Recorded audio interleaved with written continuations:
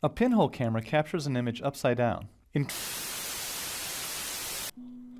Ok, bonjour à tous. Alors j'ai eu un bon souci au niveau du son, au niveau du micro, et j'ai également fait la gaffe. Mais voilà, encore une fois, je débute sur le streaming, donc désolé si j'ai des petites erreurs, des choses comme ça.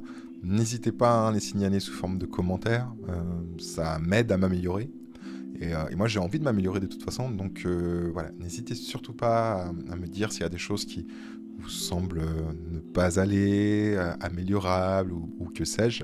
Là, l'erreur que j'avais faite, c'était d'avoir ma caméra qui cachait les informations qui étaient ici.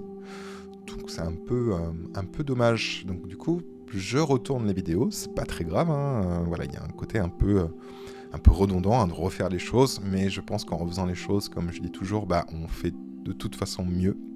Donc c'est plutôt cool. Et ce que je vais faire, voilà, je vais du coup repasser juste en capture micro, et ça sera beaucoup mieux pour vous. Je vais juste en profiter tant que j'y suis. Est-ce que... Je vais augmenter le gain. Je pense que du coup, ce sera plus agréable pour vous aussi. Ok. 1, 2, 3, 1, 2, 3. Ouais, je pense que c'est pas mal. Ok. J'ai refait la scène. Alors, j'ai rien rajouté, hein. J'ai vraiment toujours la point light, mes éléments qui sont directement ici. Et on va pouvoir commencer à étudier les différents éléments. Première chose qu'on va faire, on l'avait fait, il me semble, dans la précédente vidéo que vous avez vue, je sais plus, je suis perdu. On va simplement mettre une indirect lighting intensity à 0. Voilà, ça permet d'éviter, pas d'éviter, mais d'éteindre ou de ne pas avoir d'intensité finalement de mes rebonds de lumière. On l'avait vu de toute façon dans la précédente vidéo, je vous invite à aller la regarder. Ok, si on regarde, alors dans Transform, je vais faire l'impasse exprès, quoique je peux en parler quand même, hein. Location, rotation, scale, c'est pour justement choisir où se trouve votre lumière, sa rotation, scale, n'y touchez pas, hein, ça sert à rien, c'est inutile pour une lumière. Par contre, dans Mobility, Static, Stationary et Movable, quand on crée une lumière, par défaut, on est en Stationary. Ça servait à quoi? Ça servait surtout, à l'époque d'Unreal 4, de pouvoir justement dire à votre lumière est-ce qu'elle était bakeable ou pas. Bakeable, ça veut dire quoi? Quand on bake, finalement, le mot qui se rapproche le plus, alors si on traduit littéralement anglais-français, c'est cuisine. Bon, c'est pas génial. C'est en fait, on fait de la projection. En gros, les rebonds de lumière dont je vous parle depuis un petit moment, enfin depuis 2 vidéos, là par exemple l'effet rouge qu'on a ici, c'est quoi? C'est simplement que je vais avoir des rayons qui vont venir ici, qui vont taper sur le sol, et du coup ils vont s'imprégner du rouge de mon cylindre, et ils vont impacter mon sol blanc de ce rouge, qui est lié à mon cylindre. Ça, c'est la lumière indirecte. Jusqu'à présent, cette lumière indirecte était trop gourmande pour l'afficher en temps réel. Il y a Nvidia qui a commencé à sortir des cartes graphiques Ray Tracing. Alors le Ray Tracing, à chaque fois on parle du Ray Tracing parce que c'est des réflexions, là j'ai des belles réflexions sur mon sol, etc. Certes, le Ray Tracing, en tout cas les réflexions font partie intégrante du Ray Tracing, mais si le Ray Tracing a été inventé, je crois que c'est dans les années 60, je sais plus, je vous ferai une vidéo dessus de toute façon, sur Ray Tracing versus Lumen versus rasterisation. Je ne vais pas en rentrer dans les détails maintenant. Mais voilà, tous ces rebonds étaient trop gourmands pour les avoir directement en temps réel. Depuis, donc, Nvidia a créé ce carte graphique Ray Tracing. Du coup, voilà, le Ray Tracing permet d'avoir des rebonds en temps réel, il permet d'avoir des ombres de bien meilleure qualité, etc. Certes, il y a de la réflexion, mais vraiment, le truc le plus important du Ray Tracing, c'est vraiment la diffusion de la lumière et ses ombres, et les rebonds, etc. C'est vraiment ça qui est très important. Lumen, qui est le système de Unreal pour la lumière, même si on pourrait basculer en Ray Tracing, mais là, par défaut, on est en Lumen, on a ces rebonds qui sont justement en temps réel. On a des réflexions qui seront en temps réel, etc., et qui seront des vraies réflexions. Donc, pourquoi je voulais en venir? Ah oui, voilà. Parce que du coup, si je reviens à ces 3 boutons, Static, Stationary et Movable, au moment où on avait passé rebond et qu'il fallait les calculer, en fait, il fallait choisir comment était votre lumière. Si je mettais en statique, c'était une lumière qui était bécable avec justement la possibilité d'avoir des rebonds indirects, etc., etc. Si je mettais... Par contre, oui, si je reviens sur statique, excusez-moi, je vais un peu trop vite. Par contre, l'inconvénient de ça, c'est que du coup, ma lumière, je ne pouvais pas la bouger. Je ne pouvais plus la bouger. Je ne pouvais plus changer l'intensité de lumière, je ne pouvais plus changer sa couleur. C'était vraiment... c'était fixé, quoi. Donc, d'où le mot statique. Et d'ailleurs, vous voyez, quand je passe ma souris, j'ai une petite bulle qui me dit Fully Baked Lightning, Fastest Rendering. Magnifique accent anglais, Fred, bien joué. Effectivement, ça a plus trop de sens aujourd'hui, même s'il y a quand même un petit avantage, c'est que c'est une lumière qui est plus rapide à rendre. Pourquoi? Parce que Unreal sait que jamais elle pourra bouger. Stationary, ça c'est un peu le meilleur du monde, des deux mondes, du statique et du movable. Certes, elle peut toujours plus bouger. Par contre, on peut la baker. Alors, même si aujourd'hui on ne fait plus de bake, mais elle serait possiblement bakeable. Et surtout, on peut changer son intensity et sa couleur. Ça pose pas de souci. Mais par contre, on peut pas la bouger. Et le movable, alors lui, par contre, on peut pas le baker. Mais par contre, on peut faire tout ce qu'on veut avec. On peut la bouger, on peut changer son intensity, on peut changer tous les paramètres qu'on veut. Unreal s'en fout complètement. Si je reviens à l'avantage d'Unreal 5 avec Lumen, en gros, c'est avant, j'avais aucune idée de comment serait mon éclairage. Alors, je pouvais me faire une petite idée, etc. Et c'est au moment où je faisais un baking, donc c'est un calcul qu'Unreal pouvait prendre pendant 10 secondes, 1 minute, 5 minutes, 30 minutes, 1 heure, pourquoi pas, suivant l'avancée de votre projet et tous les paramètres que vous auriez mis. Bon, 1 heure, c'est beaucoup quand même. Mais ça pouvait prendre quand même un certain temps. Mais en fait, c'était un peu, peut-être pas à la surprise, mais si je voulais voir le résultat de ma scène avec les rebonds, il fallait que j'attende que le bake se fasse. Ça s'enregistrait sur des images, des textures qu'on appelle des light maps. Et une fois que le calcul était fait, j'avais le rendu de ma scène. Donc c'était pas vraiment du vrai temps réel, entre guillemets, quoi. Là aujourd'hui, avec Lumen, avec le ray tracing, on n'a plus besoin d'attendre pour avoir un résultat de rebond de lumière, de réflexion et de tout ce que vous voulez. Donc c'est vraiment un avantage super chouette. Je ferme Transform et on va commencer à voir les paramètres qui sont ici, qui sont les paramètres basiques. Intensity, est-ce que vous voulez plus d'intensity, moins d'intensité de votre lumière? On voit qu'on est en CD. CD, ça veut dire candela. Pourquoi? Parce qu'en dessous, on est bien en candela. Ici, en fait, c'est ce qu'ils appellent les unités d'intensité. C'est un peu comme les pouces, les mètres, etc., etc. C'est finalement, on a tous des systèmes de mesure qui sont différents. Enfin, tous, aux États-Unis, en Angleterre, en France, tout ça, on peut avoir comme ça des différences. À l'époque, il y avait aussi PAL, SECAM. Ça, c'était plus pour la vidéo. Mais en fait, tout ça vont, par exemple, les pouces, les mètres, etc., c'est pour des distances. Et là, c'est la même chose pour les unités d'intensity. On a les candela, mais on peut passer en lumens, qui est un autre système qui existe dans la réalité. Candela, ça existe dans la réalité. Lumens, ça existe dans la réalité. EV, il me semble que ça existe dans la réalité aussi. C'est des modes de calcul différents d'intensité de la lumière. Et on a également Unitless. Ça, c'était le premier système de calcul d'Unreal. C'est-à-dire qu'avant, Unreal, il n'était pas lié au candela, ni au lumen, ni à l'EV. Donc avant, on était en rien, quoi. Là, Unreal 5 vous propose de choisir quel est votre mode d'unité d'intensité de la lumière. Et vous voyez que suivant le mode que je prends, je vais avoir des chiffres qui vont être différents ici. Ça ne va pas changer la force de ma lumière, elle est toujours de la même force, mais c'est simplement que la mesure de l'intensité est différente. Light couleur, est-ce que je veux une couleur? Si je clique, je choisis mon espace colorimétrique, je choisis si je veux que ce soit plus ou moins clair ou pas, et si je veux que ce soit plus foncé ou pas. Vous pouvez utiliser la pipette pour venir chercher une couleur, vous pouvez rentrer les codes, etc. Ça, on l'a vu plusieurs fois. Moi, je vais faire cancel pour revenir à ce que j'avais avant. Petite parenthèse aussi, j'en avais parlé, mais n'oubliez pas que vous avez les petites flèches. Vous voyez, si j'appuie sur la petite flèche, je reviens aux valeurs par défaut. Si je viens choisir jaune, je peux cliquer sur la flèche, je reviens aux paramètres par défaut. Ça, c'est génial. Ça permet de pouvoir justement changer plein de paramètres pour expérimenter, pour apprendre, et surtout de ne pas être effrayé sur le fait justement de faire tout et n'importe quoi, parce que vous aurez les flèches qui vous rebasculeront par rapport aux valeurs d'usine.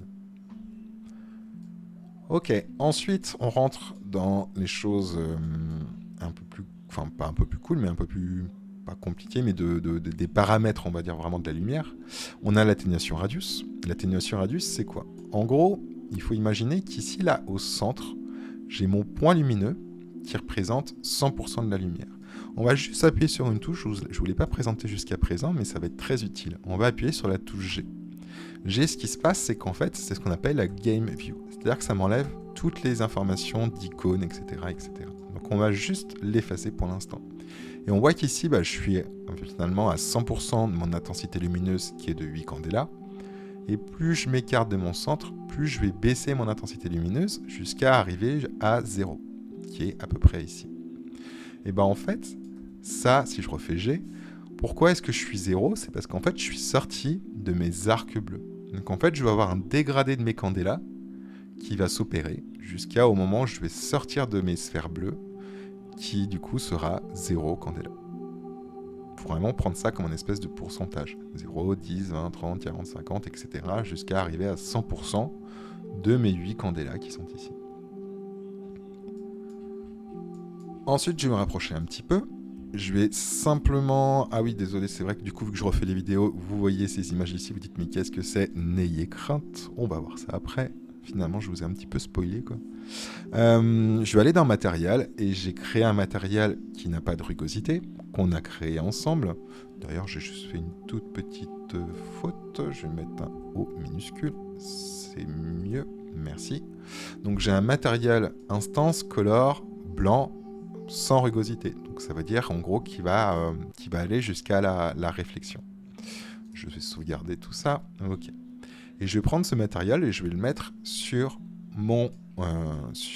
l'objet que je vous ai filé, qui est le SM Box No Roof. Et là, tout de suite, ce qu'on peut remarquer, c'est... Je vais la monter un petit peu. Ce qu'on peut remarquer, c'est qu'en fait, je vais avoir ma lumière. Vous voyez, là, j'ai un point blanc qui apparaît ici. Là. Mais en fait, c'est ma source lumineuse. Vous voyez, il est ici, juste pour vous montrer que c'est bien lu, c'est quand je bouge, j'ai ce point qui disparaît. Mais en fait, c'est mon point d'émission de ma lumière, qui est actuellement de 8 candela, qui apparaît dans mes réflexions. C'est quelque chose qui n'est pas forcément super sexy, quoi. Sachez également que une lumière ne va pas émettre à partir d'un point, c'est quelque chose qui n'existe pas vraiment, quoi. Donc ça va être à partir d'une forme, par exemple, pourquoi pas une LED, une ampoule. Donc une ampoule, généralement, c'est des filaments qui vont permettre d'émettre de la lumière. Mais généralement, un point, c'est pas quelque chose qui existe concrètement, et puis en plus, ça donne des aspects qui sont pas très très jolis. Là, vous voyez, par exemple, j'ai une ombre qui est très très nette, très très très tranchée. Et pour ça, on a un paramètre qui se trouve juste en dessous, qui s'appelle le source radius. Je vais augmenter le source radius, et vous allez voir que du coup, je vais avoir des nouveaux arcs qui apparaissent, qui sont jaunes.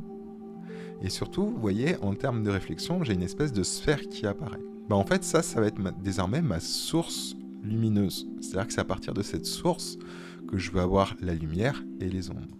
Et vous voyez ici, là, j'ai quelque chose qui est beaucoup mieux que ce que j'ai ici. Vous voyez, si je fais 0, j'ai quelque chose de très net. Et puis, plus je vais l'augmenter, alors au bout d'un moment, je ne vais plus vraiment avoir d'effet. Mais vous voyez, j'ai quelque chose en termes de diffusion de la lumière et de l'ombre qui est plus réaliste, on va dire, quoi. Donc le but, c'est pas de mettre un source radius assez élevé. Par exemple, moi je vais le mettre à 10. Voilà, c'est déjà qui est peut-être 20. C'est quelque chose qui va être déjà amplement suffisant. Ensuite, on a le soft source radius. Imaginons que là, vous aimez comment votre lumière émet les ombres par rapport aux objets, comment elle est diffusée, etc. Mais par contre, vous n'êtes pas fan à l'idée de voir votre lumière comme ceci. C'est pas quelque chose que vous recherchiez et puis ça fait pas très très très beau. Pour ça, vous avez le soft source radius. Le soft source radius, plus je vais l'augmenter, plus finalement je vais diffuser ma source. En tout cas, elle va disparaître, elle va être beaucoup plus soft en fait, d'où le soft source radius.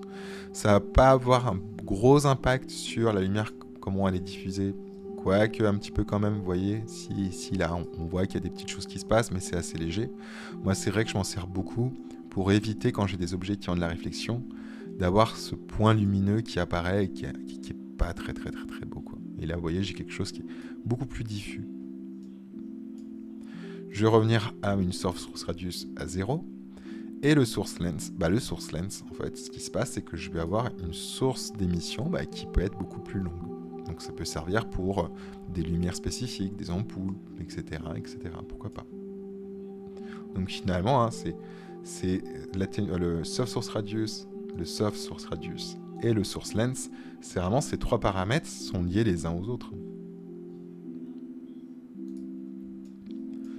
Ensuite, on a température. Est-ce que je vais utiliser les températures ou pas?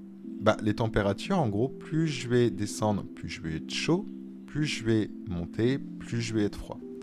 Attention, attention, utilisez bien les températures en vous mettant sur une couleur blanche de la lumière. Pourquoi est-ce qu'il vaut mieux se mettre sur une couleur blanche de la lumière? Parce qu'en fait, les températures, elles sont totalement liées à quoi? Elles sont totalement liées à quelque chose qui existe dans la réalité. Si je vous montre par exemple cette image qui est ici, on voit qu'une bougie, elle est à ce qu'on appelle 1500. 1500 quoi? C'est 1500 Kelvin en termes de température. Une ampoule incandescente, généralement, c'est dans les 2680, etc., etc. Si je vous montre une autre image, vous voyez, tout ça, c'est des choses que je vous fournirai. Ça vous montre généralement tel type d'ampoule et plus aux alentours de tant de Kelvin en termes de température. Là, j'ai également, en termes d'image qui est assez intéressante, on voit finalement toutes les températures qui sont représentées sous forme de visuel. On a également cette partie qui est ici, qui montre que une bougie, vous voyez tout à l'heure elle disait 1500, en gros on est entre 1000 et 2000. Coucher de soleil on est à peu près ici, etc. Du coup, si je reviens dans Unreal, on va faire ça, que je suis bien dans une couleur blanche, de façon à ne pas fausser la température qui est ici, et que par exemple je veux une bougie, allez, je vais suivre ce qu'ils ont dit, 1500 Kelvin, et là vous voyez, j'ai la température finalement de ce que pourrait être une bougie. Donc c'est vraiment quelque chose, encore une fois, qui est lié à la réalité, quoi. Il y a énormément de choses dans Unreal qui sont vraiment liées à la physique réelle, quoi. Donc c'est ça qui est chouette. Affect World, est-ce que je veux qu'il affecte le monde? Je vous conseille de passer sur Affect World, ou même plutôt la partie visible qui se trouve dans Rendering, pour cacher une lumière. Vous voyez, si je vais dans les outliners, si je clique sur l'œil, je le ferme et j'ai plus de lumière. Sauf que si vous buildez, si vous faites un jeu, un film ou quoi que ce soit, la lumière va se réactiver. Donc pensez bien plutôt à utiliser l'Affect World ou le Visible. Si je continue à voir un petit peu les paramètres, Cache Shadow, est-ce que je veux que ça provoque de l'ombre ou pas? Indirect Lighting Intensity, alors je vais juste revenir, je vais désafficher les températures, voilà. Indirect Lighting Intensity, là je suis à 0 intensity, donc j'ai quasiment pas de rebond, en tout cas je les vois pas, ils n'ont pas d'intensity, mais voilà, si je mets par exemple 1, on voit que ma pièce commence à apparaître, alors que pourtant je suis au-delà de mon atténuation radius. Pourquoi? C'est parce que les rebonds, eux, ils s'en foutent de l'atténuation radius. Eux, ils vont... en tout cas, il y a un moyen... Enfin, il y a un endroit pour régler jusqu'où on veut que les rebonds aillent. Mais sinon, voilà, on peut faire en sorte que les rebonds, eux, ils aient aucune limite. Donc, du coup, ils vont largement dépasser l'atténuation radius. Donc, c'est pour ça que là, j'ai quand même de l'éclairage, alors que pour 100, je devrais être à 0 ici. C'est parce que ma lumière, mon premier lancer de rayons, avant qu'il fasse des rebonds, et effectivement, à partir de là, il sera à 0. Mais malgré tout, j'ai des rebonds qui ont dû faire ça, et puis après ça, et puis après ça. Et c'est tous ces rebonds qui font que finalement, ma pièce est éclairée, même si j'ai dépassé l'atténuation radius. Si on regarde ensuite dans la partie rendering, Advance, on ne va pas y toucher. D'ailleurs, il y a quand même un endroit où on n'a pas été voir. C'est vrai que je n'avais pas fini cette partie qui est ici, excusez-moi. Volumetric Scattering Intensity, ça, on s'en fout pour l'instant. Vous voyez, même si je l'augmente, il n'y a rien qui se passe. C'est tout à fait normal. Il va nous manquer un élément qu'on verra par la suite. Si je vais dans Advanced, je vais avoir des choses qui vont être liées par rapport à des réglages, par exemple, de shadow. Vous voyez, j'ai plein de réglages de shadow. On verra ça plus tard. C'est par exemple comment je veux que ça se passe quand j'ai une ombre qui rentre, enfin quand il y a entre l'ombre et l'objet sur lequel elle doit être en contact, comment je veux que ça se passe. Est-ce que je veux... bon, voilà, il y a plein de paramètres à faire au niveau des ombres, le bias, le slope bias, le filter, le shadow lens, etc. Tout ça, ça va être des choses qui vont vous permettre de vraiment avoir l'ombre que vous désirez. Dans Rendering Visible, bah, finalement, on l'a vu. Actor Hidden in Game, ça, on va pas l'utiliser pour l'instant. L'éditeur Billboard Scale, c'est est-ce que vous voulez que l'icône soit plus ou moins grande qui représente votre lumière. N'oubliez pas que G, vous enlevez les icônes, G, vous le faites réapparaître. Dans Advance, ça, on va pas y toucher du tout. Light Mass, ça, c'est plutôt lié aux paramètres pour le baking, donc on va pas y toucher. Performance, on va pas y toucher non plus. Par contre, il y a cette partie qui est ici, qui va faire partie intégrante d'une vidéo à part, qui sont les Light Function Material et les Light Profile. On viendra regarder ça plus tard. Mais très intéressant. Très sexy. Et Distance Field Shadow, on va pas l'utiliser, mais ça permet d'obtenir du coup un rendu différent au niveau des ombres. Pareil, ça demandera d'avoir des connaissances plus avancées. On va pas y toucher pour l'instant. On va laisser comme ça.